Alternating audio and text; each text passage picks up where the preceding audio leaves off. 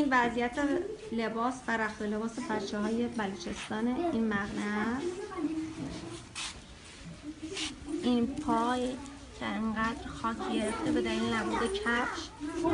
این هم بچه‌های دیگه و ما خیلی واجب می‌دونیم که بریم موصل عراق دم مدرسه بسازیم و برای بچه‌های اینجا حتی یه دمپایی هم برداریم. دنیا پرستان خیلی راحت از مرگ سخن به میان می آورند.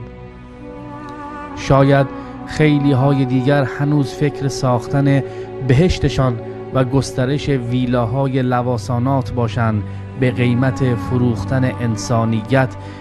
راستش گاهی زمین برای خیلی ها برعکس می چرخد که همیشه مشکلات برایشان سرازیر می شود و لقمه نان و جرعه آب و نسیم خنکی در گرمای سوزان تابستان برایشان می شود رویا و آرزو.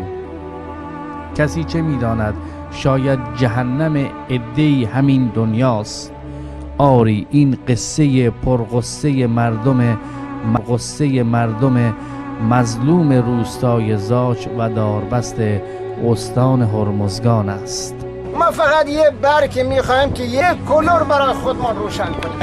این علت چیه بچه های ما؟ نگاه کن. این از چیه؟ این از چیه نگاه کن. این خیلی یعنی یخ زده.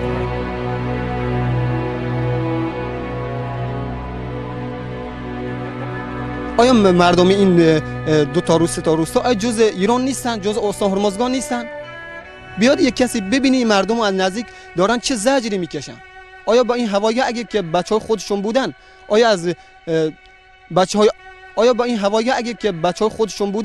آیا از بچهای آقازاده ها بودن واقعا اینجور رسیدگی میشد؟